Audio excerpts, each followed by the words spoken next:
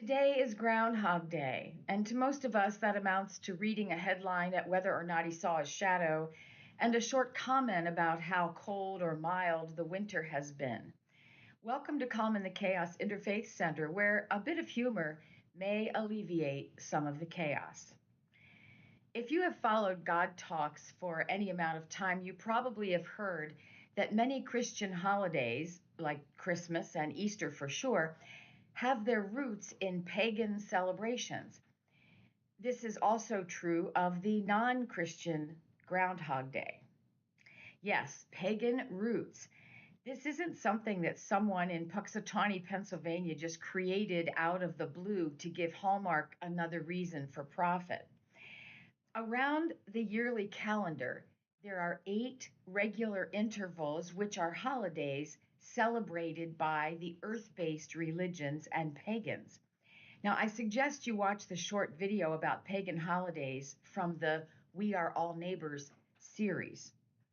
Festivals and celebrations are called sabbats and are carried out on these 8 holidays. Notice that the word sabbat comes from the same root as Shabbat or Shabbos in Judaism and Sabbath in Christianity. Starting with February 2nd, we have Imbolc. Imbolc means in the belly because many animals give birth in the springtime. This holiday celebrates Saint Bridget, who is the most famous of the Celtic female spiritual leaders. It's considered the beginning of spring, with milk from all those pregnant animals being the first harvest. So, how do we leap from St. Bridget to a groundhog? Well, there's a story in Luke chapter 2. I know, I just jumped into a Christian Bible, where it tells of Mary and Joseph taking their baby to the temple in Jerusalem. They will offer 2 turtle doves or pigeons as a purification rite. This purification rite must take place 40 days after the birth of a male Jew. 40 days is such a significant number in religions. Noah and the ark floated for 40 days and nights. The angel Gabriel visited Muhammad when he was 40 years old. Moses was on Mount Sinai for 40 days and nights. The Israelites wandered for 40 years. Jesus was tempted for 40 days and nights. Do the math.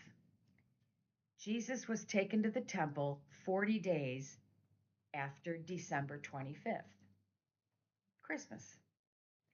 Back in the 4th century, when church officials declared December 25th was the celebration of his birth, February 2nd naturally became the celebration of Jesus' purification in the temple. This date also became known as Candlemas, or the blessing of the candles that would be used in the church for the coming year. There was a short poem that emerged from the Candlemas celebrations, as it goes like this.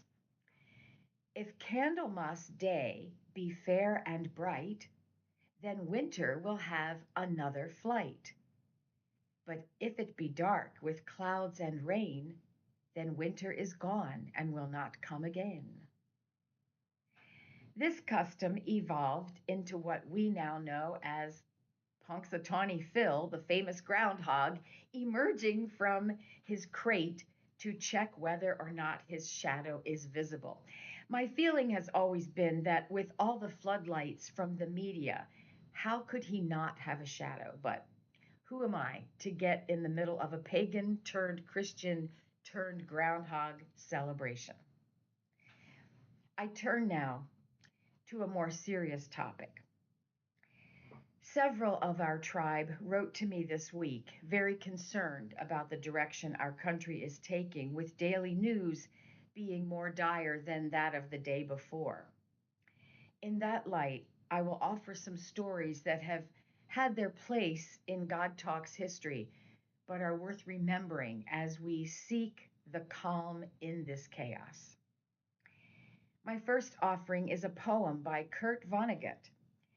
He wrote this poem after his friend Joseph Heller, the author of Catch 22, had died, and the poem is called Joe Heller. True story, word of honor. Joseph Heller, an important and funny writer, now dead, and I were at a party given by a billionaire on Shelter Island. I said, Joe, how does it make you feel to know that our host, only yesterday, may have made more money than your novel Catch 22 has earned in its entire history? And Joe said, I've got something he can never have. And I said, what on earth could that be, Joe? And Joe said, the knowledge that I've got enough. Not bad. Rest in peace. Kurt Vonnegut. The second is a story of Fred Rogers, of Mr. Rogers' Neighborhood. Fred was an ordained Presbyterian minister and carried out his ministerial career through a non traditional church, that of a televised children's program. He taught compassion, calmness, responsibility, friendship, and community to legions of children and their parents as they watched and listened to Lady Elaine, Prince Tuesday, Chef Brockett, and the whole gang. But when asked about children watching the news and learning of tragedies, suffering, riots, and man made calamities, his response to the parents was this.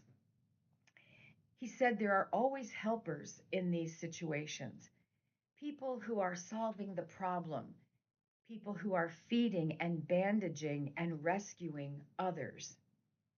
Look for them and concentrate on them. Look for the helpers, he said. Look for the helpers. My final story is one I experienced firsthand.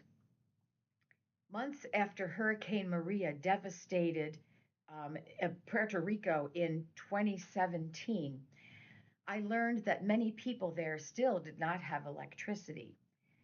I looked up an interfaith pastor in Puerto Rico and called her number, not knowing if she could or would answer. She answered. Our conversation included my offering of what could I and the Calm in the Chaos folks send to help, and then it turned to electricity. She explained that she could charge her phone every 3 days at a central location in town, but their homes still had no electricity. And after a few more exchanges, she said to me, Darla, you know it's beautiful though. Without electricity, the stars are so much more brilliant. And so, my friends, I urge you to open your eyes, open your hearts to remember that we have enough, and to look for the helpers and look for the stars. And to the families and friends of the victims of this week's Black Hawk and American Airlines tragedy, our hearts are sad for you. May you eventually find peace and comfort in your souls. Blessings on all.